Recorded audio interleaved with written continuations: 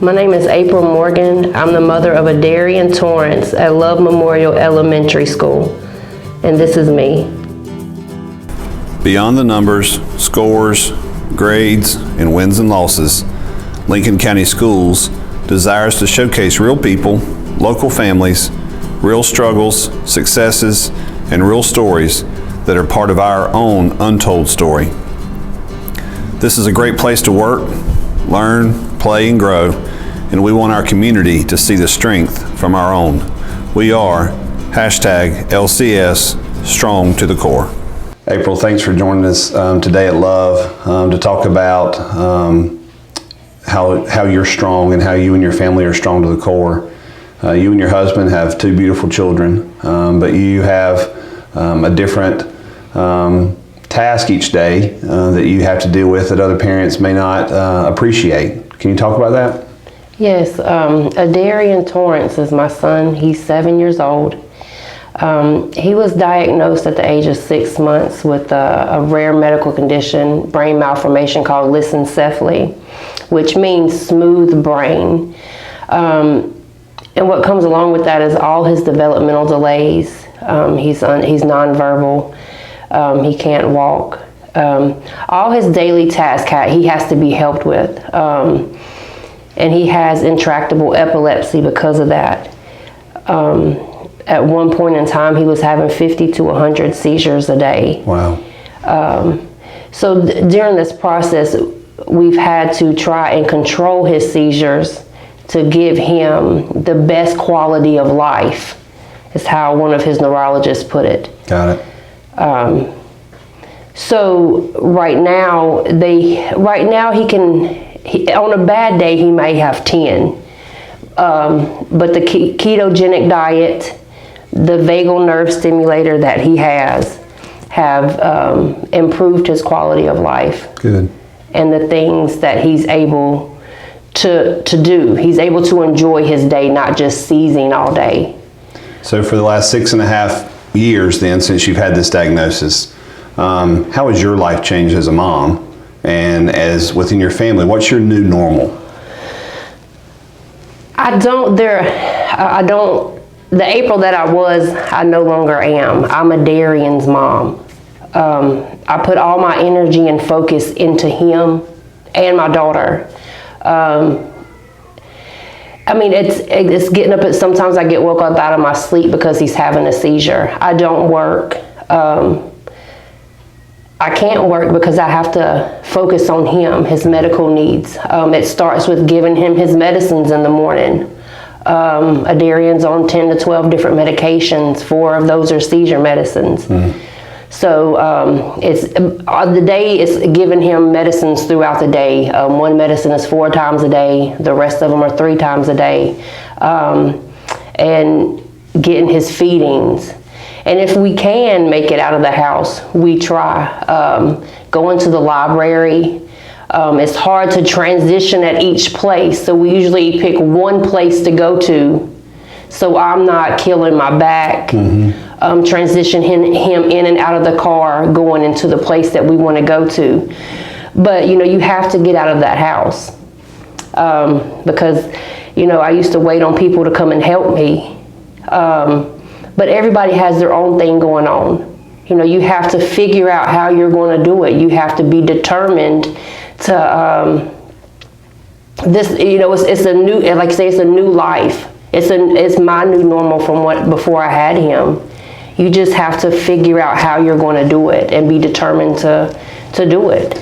Because when you become a parent, you die a little bit to yourself and really focus on the needs of your child and the things that you need to support them. So before we started our interview, you mentioned that you and your husband are here kind of without any other family support. So what other, how do you draw inspiration, or how do you draw the motivation to keep going every day, knowing that your support network is very, very small? Well, we pull all of our strength from the Lord. Me and my husband, we are followers of Christ, and that's where our strength comes from. It doesn't come from anywhere else. Now, we do have a church family. Pastor Littlejohn is our pastor.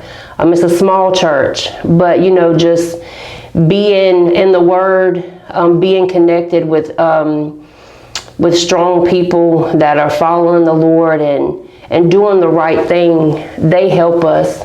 But I just have to get up every day and pray and talk to God and just ask Him to lead me just for that day. I can't get too far ahead. That's where I pull my strength from. He gives me the wisdom that I need to take care of Adarian. Because without him, I don't know that I could do it. So with Adarian, and you mentioned earlier lissencephaly and that smooth brain, give an example of the difference of his brain, what it looks like when people look at a picture of a brain in a textbook. What's the difference? Well, our brain has folds and ridges. It's very rigid, has different folds, but Adarian's is just smooth. So his brain doesn't make the connections like our brain does. But the brain is very resilient. For the connections that his brain doesn't, most of his brain is smooth in the back. So they were surprised that Adarian wasn't blind, because that's where most of your vision comes from, is back here in the back. But his brain has made connections. That's why that early intervention that they do at the CDSA is so important, to start that early therapy. And with early intervention, is that something that most parents did you learn about lissencephaly or the intervention for that at your doctor in primary care, or did you have to find that for the specialist? Well, Darian started having seizures at 6 months old, so that's how I got the diagnosis. He had an MRI. He started having something called infantile spasms, which can be life-threatening. It's a severe type of seizure.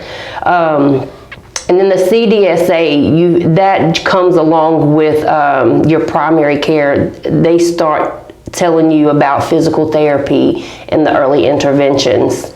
Got it. Yeah. So, he's a student here at Love Memorial, and so throughout his next 10 years or 10 to 12 years of education, what are your goals for Adarian from 10 years from now? Well, the main goal is I always pray for Adarian to have a long life. Because I'm on a website with a group of families that have the same condition as Adarian, and it can stay. There's various stages. Like Adarian is stage 3, stage 1 being the worst, stage 5 being kind of the best. And you see a lot of those kids, they pass away. So I just pray long life into Adarian. I pray that he can come to school, he can get here. His seizures keep him away from school.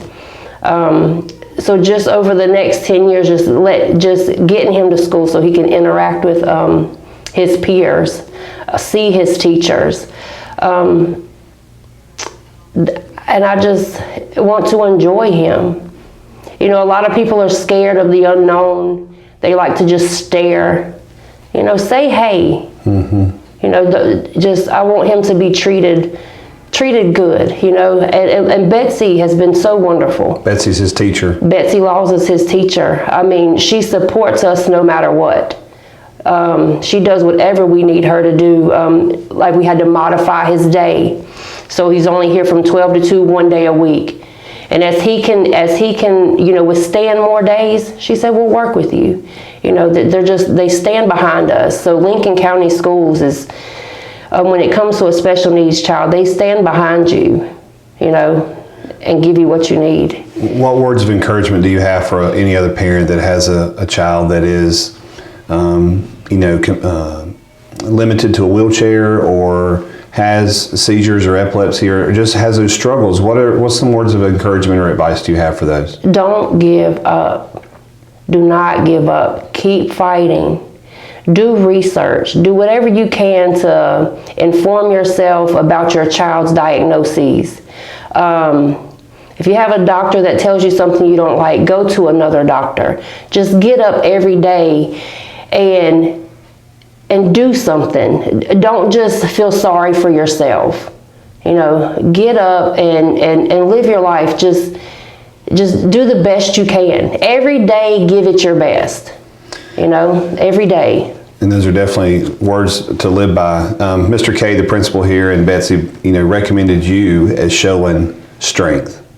But in our conversation before we started recording, you really felt your son showed the best strength. But talk about the kind of strength your son has, but also the strength that you and your husband have. Well, Darian, just watching him have these seizures. Some of them are bad, like the tonic seizures. I mean, he stops breathing. And Darian's aware. So it's hard on him. And some days he can have, 10 of those seizures. And he's been dealing with it his whole life. But he never stops smiling. He'll come out of a seizure and he's smiling. He's the one that has to go through it. And he's still here. And I'm just here to support him. And my husband is the backbone of the family. He goes out and he works. Despite what's going on at home, he still shows up every day at work with a smile on his face trying to encourage someone else. But like I said, we draw our strength from the Lord.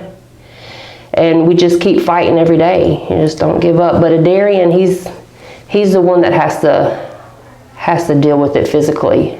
Well, I definitely hope when families see this post and even 10 years from now, and who knows when they're watching it on YouTube or whatever is in 10 years, that they look back and see that you and your family are definitely a model of strength, and that where you draw your strength is important, but also how you help other people maintain theirs. And so I appreciate you sharing your story and Darian's story with us today. Well, thank you for doing it. It's awesome. We appreciate you. Thank you. Thank you for letting me share a small part of our story. We are proud to be a part of #LCS Strong to the Core.